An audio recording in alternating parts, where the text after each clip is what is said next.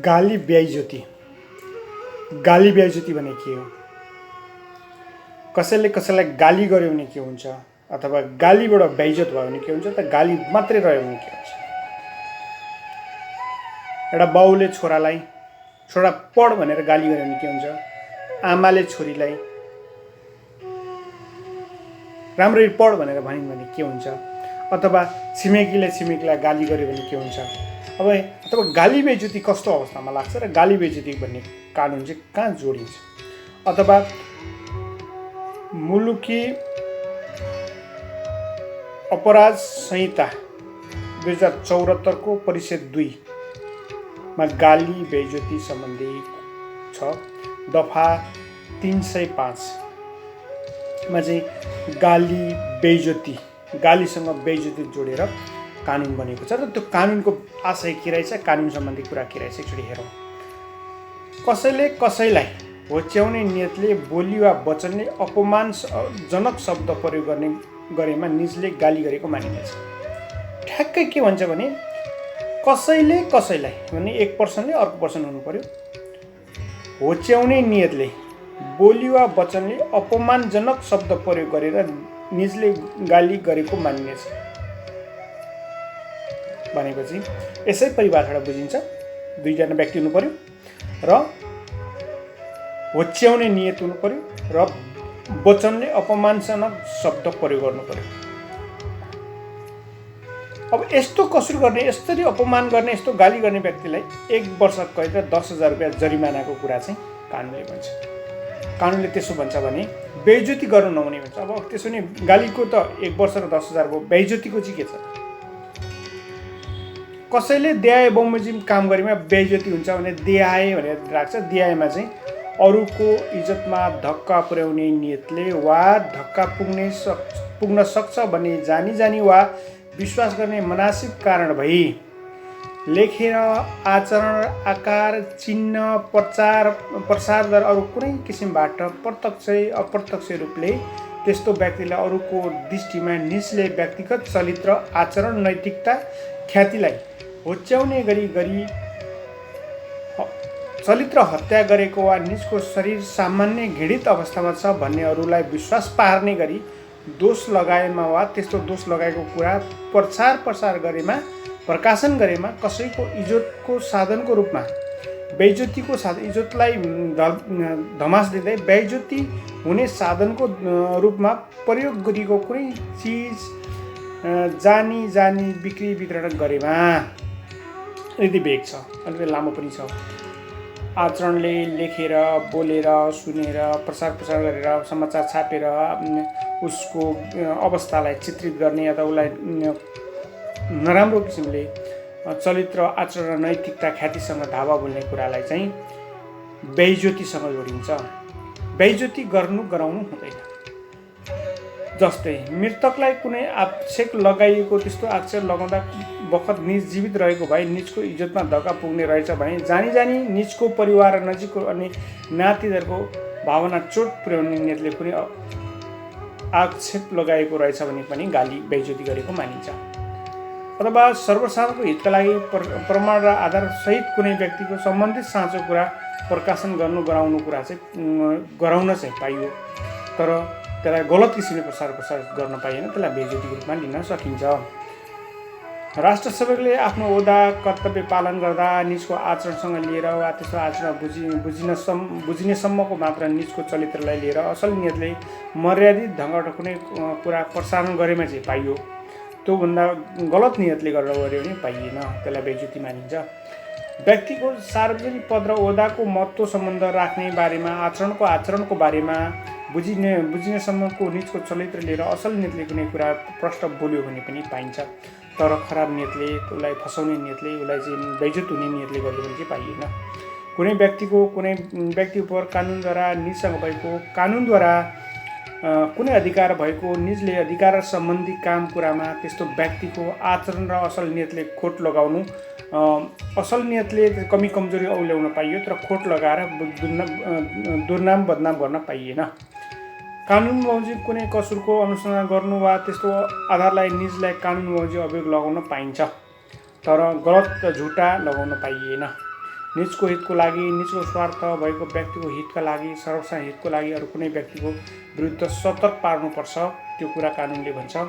सार्वजनिक हित, साधारण सदाचार, नैतिकता, असल नियतको कुरा, चरित्र आचरण सम्बन्धमा व्यङ्ग्य गर्न, आधार र कारणसहित कुनै टिप्पणी गर्न, कुनै कुरामा प्रकाशन प्रसारण गर्न गरेको कुरालाई बेइज्जतीको रूपमा मानिँदैन। अब बेइज्जती गर्दा चाहिँ के सजाय हुन्छ त, त्यसलाई हेरौँ। बेइज्जती गर्दाखेरि कसैले कसैको बेइज्जती गराएमा निजलाई 2 वर्षसम्म कैद र 20,000 रुपियाँ जरिमाना वा दुवै हुन्छ। 2 वर्ष कैद, 20,000 रुपियाँ जरिमाना या दुवै हुन्छ। त्यसको चाहिँ मात्रा र परिस्थिति र गाली बेइज्जतीको स्वरूप देखेर त्यसको नेचरको स्ट्यान्डर्ड र त्यसले पारेको इम्प्याक्टलाई पनि हेरिन्छ। उसको गाली बेइज्जती कति गरेको छ त्यो त्यस आधारमा हेरिने कुरा देखियो। कसैलाई बेइज्जती गराएको ठरीमा बेइज्जती गरिएको व्यक्तिलाई कसुरको गम्भीरता र त्यस व्यक्ति प्रतिष्ठा र गएको असर र विद्युतीय अन्य सञ्चार माध्यमबाट बेइज्जती गरेको भएमा त्यस्तो कुरा समेतलाई विचार गरी कसुरदारबाट मनासिब क्षतिपूर्ति र कसुरदारबाट मुद्दामा लागेको खर्च समेत भराउनु गर्नुपर्छ भनेर चाहिँ कानुनले भन्छ। अथवा बेइज्जती गरी कसैलाई बेइज्जती गर्यो भने बेइज्जतीको कुरा चाहिँ के आधारमा कसरी गर्यो, त्यसको मनासिब आधार के छ, त्यो सबै ख्याल गरी त्यो बेइज्जती गर्नेलाई कानुन मुताबिक कारबाही गर्नुपर्छ भन्ने कुरा गर्छ। मरिसकेको व्यक्तिको कुरा छ भने बेइज्जती गरी ठरीमा निजका आफन्तलाई चोट लागेमा क्षतिपूर्ति मुद्दा लागेको खर्च समेत रकम भराइदिनु पर्ने हुन्छ भनेर चाहिँ भन्छ। र गाली बेइज्जती सम्बन्धी कुरालाई हामीले कसुर थाहा पाएको मितिले 3 महिना नागेपछि उजुर लाग्दैन भन्छ। गाली बेइज्जती सम्बन्धीको मुद्दा 3 महिनाभित्रमा गरिसक्नुपर्छ। 3 महिनामा थाहा पाएको मितिले होइन भने त्यो मुद्दा लाग्न सक्दैन।